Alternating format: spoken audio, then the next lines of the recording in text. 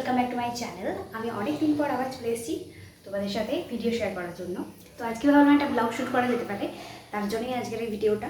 তো তোমরা দেখতে থাকো আজকে আমি কী করছি না করছি। যদিও আজকে আমি কিচেন স্টুডিওটাকে আমার পরিষ্কার করব, কিছু কাজ হওয়ার জন্য ভীষণ ধুলো পড়ে আছে, তার জন্য ভাবলাম এটাকে পরিষ্কার করা যাক আজকে। তো তারই ব্লগ আমি বানাচ্ছি, তো দেখতে থাকো, কেমন লাগলো ডেফিনেটলি জানাবে। তো চলো আজকে এই ভিডিওটা শুরু করা যাক। এই দেখো অনেক ধুলো জমে আছে, তো এটা যতক্ষণ না পরিষ্কার হচ্ছে আমি এখানে কিছু ভিডিও শ্যুট করতে পারছি না, খুবই বাজে অবস্থা হয়ে আছে। এখানে আমার বাসনপত্রগুলো সব এইরকম হয়ে আছে।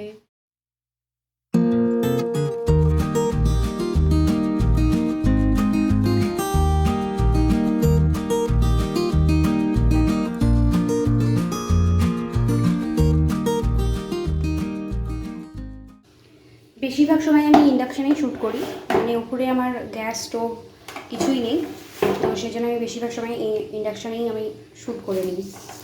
তো অনেক ভিডিওতে অসুবিধা হয়, তোমার ইন্ডাকশানে সব কিছু যায় না, তার জন্য। তো কি অবস্থা হয়ে আছে।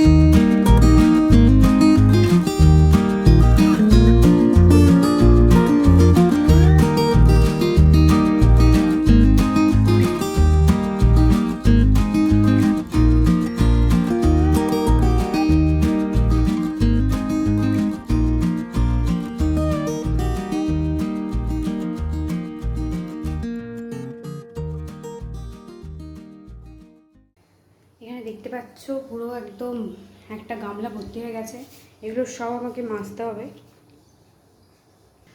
আর এত গরম করছে, এত গরম করছে, পারা যাচ্ছে না। মনে হচ্ছে একটুখানি শরবত খাই, বাট 1টা বেজে গেছে, লাঞ্চও করতে হবে।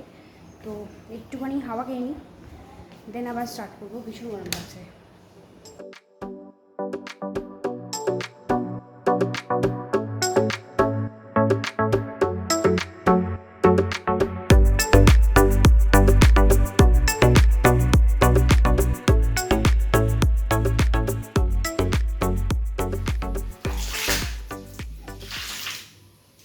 তো মোটামুটি আমার ক্লিন হয়ে গেছে, আমার স্টুডিওটা মোটামুটি পরিষ্কার করে ফেলেছি। এগুলো সব পরিষ্কার হয়ে গেছে। এখানে ওয়ালপেপারটা চেঞ্জ করব, এগুলো সব পরিষ্কার হয়ে গেছে। এবার এগুলো একটু হাওয়া দিয়ে শুকিয়ে নিতে হবে জলটা। আর এখানে সব বাসন কোসন আমার রাখা আছে, এখানে যত আমার সেরামিক স্টিল যা যা লাগে আমার সেগুলো এখানে রাখা আছে, এগুলো আমি কালকে পরিষ্কার করব। তো কালকে আমি ব্লগটা একদম কন্টিনিউ করতে পারিনি, তাই ভাবলাম আজকে দিনটাও ব্লগটাকে কন্টিনিউ করা যাক। তো আজকে আমি বাড়িতে বানাচ্ছি পিনাট চাটনি আর তার সাথে ইডলি। তো ভাবলাম যে এই রেসিপিটাও তোমাদের সাথে শেয়ার করি, এমনিও আমার চ্যানেলে এই রেসিপিটা দেওয়া নেই, তো ভাবলাম ব্লগের মাধ্যমে এটা শেয়ার করে দিই তোমাদের সাথে। তো দেখতে থাকো। তো আমি এখন পিনাট চাটনি বানাবো, মানে বাদামের চাটনি বানাবো। আমি বাদামের চাটনি যেহেতু বানাবো তার জন্য আমার কারি পাতা লাগবে। তো এখন কারি পাতা আনতে হবে নিচ থেকে, আমাদের গাছ আছে কারি পাতা, তো সেখান থেকে কারি পাতা নিয়ে আসি, দেন চাটনিটা বানিয়ে ফেলবো। চলো।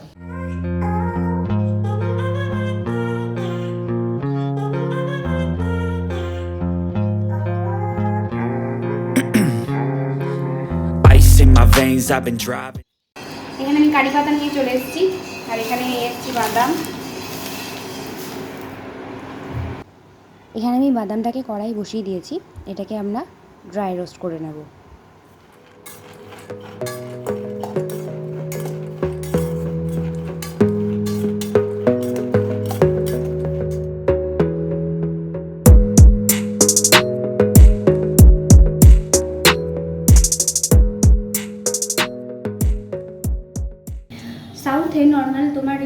চাটনিগুলো পেঁয়াজ রসুন দিয়ে হয়।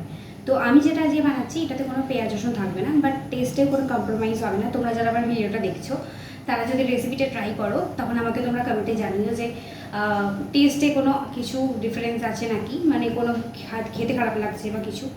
তো আমি এটা অনেকবার বানিয়েওছি বাড়িতে এর আগে। তো সবাই ভীষণ পছন্দ করে চাটনিটা, পেঁয়াজ রসুন থাকেও না, আবার সবাই খেতেও পারে।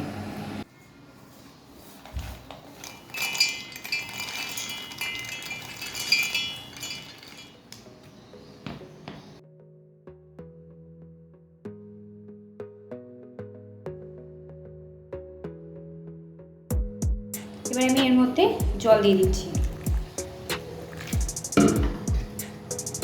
আর একটু লাগানো হচ্ছে।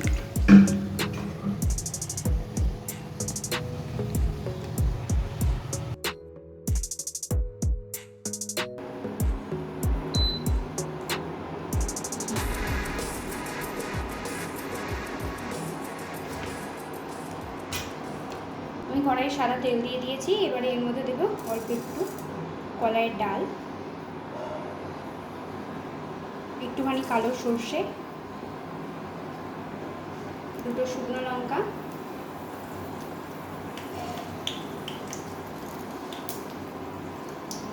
আর কারি পাতা।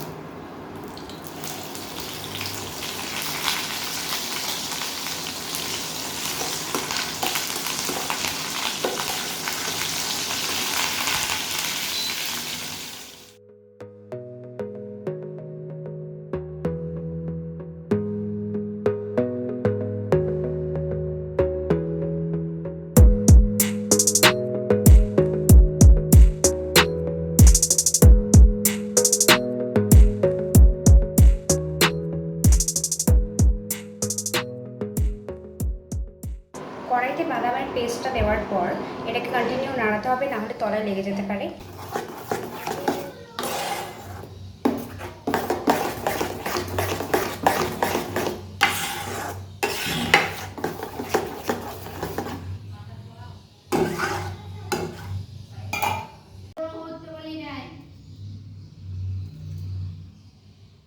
এর মধ্যে আমি পরিমাণ মতো লবণ দিয়ে দিচ্ছি।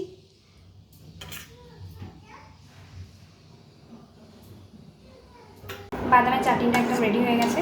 আমরা যেহেতু এটাকে ডিনারে খাবো, তার জন্য আমি এখন লেবুর রসটা অ্যাড করছি না। আমি সন্ধেবেলার দিকে লেবুর রসটা এর মধ্যে অ্যাড করে দেবো, তাহলেই একদম রেডি হয়ে যাবে এটা।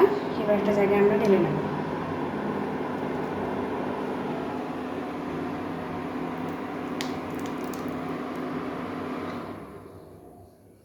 আমার চাটনি বানানো হয়ে গেছে। এখানে আমি ইডলির ভিডিও, এই যে এখানে আমি ইডলির ভিডিও শ্যুট করছি। ইডলির ভিডিওটা একদম আমার চ্যানেলে সেপারেটভাবে যাবে, তো ওখানে তোমরা দেখতে পাবে রেসিপিটা। তো খুব সহজভাবে করা যায় এটাকে। আর ইডলি মেকার ছাড়া কীভাবে তোমরা বানাবে সেটাও আমি বলে দেবো। তো যাই হোক, আমার এখানে সব কমপ্লিট হয়ে গেছে এখানকার কাজ। তো এবারে এখানটা একটুখানি পরিষ্কার করে নিয়ে আমি স্নান করব। তো আমার ভিডিও শ্যুট কমপ্লিট হয়ে গেছে, জাস্ট একটু আগেই শেষ হলো। তো এখানে প্রচুর বাসন জমা হয়ে গেছে, এগুলো সব আমাকে মাজতে হবে।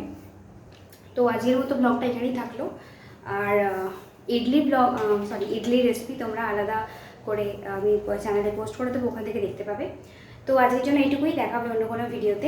আর আমার ভিডিওগুলো যদি তোমাদের ভালো লেগে থাকে তাহলে প্লিজ আমার চ্যানেলটিকে সাবস্ক্রাইব করে দিও। দেখা হবে অন্য কোনো ভিডিওতে। Till then, by.